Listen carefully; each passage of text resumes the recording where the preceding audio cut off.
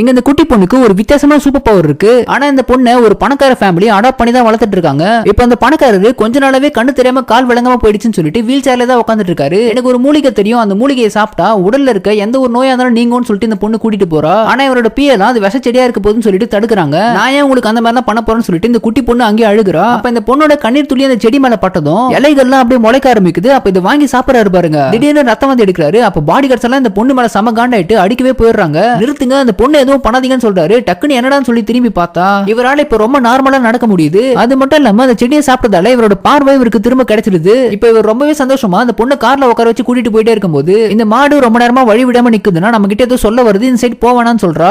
இவ சொன்ன கரெக்டா தான் இருக்கும், இந்த சைட் போவானா அப்படின்னு சொல்லிட்டு ரிவர்ஸ் எடுக்கிறாரு பாருங்க. அடுத்த செகண்டே ஒரு பெரிய மண் சரிவு ஏற்பட்டு பெரிய பெரிய பாறாங்கல்லாம் வந்து விழுது. இப்ப வீட்டுக்கு வந்ததும் இந்த பணக்காரரோட பொண்ணுக்கு இந்த அடாப்ட் பண்ணி வந்த பொண்ணு பார்த்ததும் சுத்தமா பிடிக்கவே இல்ல. அதனால மாத்திக்கிறதுக்கு ட்ரெஸ் கூட கொடுக்க மாட்டா. இப்ப இதை கேட்டு இந்த பொண்ணு அழுதுட்டு இருக்க. தாத்தா இயற்கை எழுதிட்டாரு, நிம்மதியா போய் சேர்ந்துட்டாருன்னு சொல்லிட்டு சொல்ல எல்லாம் பரபரப்பா தாத்தாவோட ரூமுக்கு ஓடி போய் பாக்குறாங்க. நீங்க எங்க கூட இருக்கும்போது அவ்வளவு சந்தோஷமா இருந்துச்சு, நீங்க எங்களுக்கு அதை செஞ்சீங்க இது செஞ்சீங்கன்னு சொல்லிட்டே இருக்கும்போது இந்த பொண்ணு தாத்தாவை கிட்ட போய் பார்த்துட்டு தாத்தா உயிரோட தான் இருக்கான்னு சொல்லி கண்டுபிடிச்சதுக்கு அப்புறம் இவரோட முடியை வச்சு தாத்தாக்கு தும்பல் வர வைக்கிறா. இப்ப ஒரு அச்சனை தும்புனதுக்கு அப்புறம் தான் இவர் உயிரோட இருக்காருன்னு சொல்லிட்டு எல்லாருக்கும் தெரிய வருது. இந்த குட்டி பொண்ணு வந்ததுல இருந்து நம்ம வீட்டுக்கு எல்லாமே நல்லதாவே நடக்குது அப்படின்னு சொல்லிட்டு ஒரு பழங்கால பொருள் வாங்குறதுக்கு நீயும் கண்டிப்பா கூட வரணும்னு சொல்லிட்டு கூட்டிட்டு போறாங்க. அங்க போனா ஒரு போலியான கிரீடத்தை விலை மதிப்பே இல்லைன்னு சொல்லிட்டு ஏலம் விடுறாங்க. அதை பார்த்த உடனே கண்டுபிடிச்ச அந்த குட்டி பொண்ணு அதெல்லாம் வேல்யூவே கிடையாது, அது ஃபேக் அப்படின்னு சொல்லிட்டு அது அங்க இருக்கிற அந்த சின்ன கருப்பு பூனையை வாங்குங்கன்றா. சரி ஏலம் வரும்போது கரெக்டா வாங்குவோம்னு சொல்லிட்டு வெயிட் பண்றாங்க. இப்ப கரெக்டா அந்த கருப்பு பூனையை ஏலம் விடும்போது சுத்தமா யாருமே வாங்க மாட்டாங்க. பெட் கட்டி அந்த வாங்க போற இவங்களையும் பார்த்து எல்லாம் பயங்கரமா சிரிக்கிறாங்க.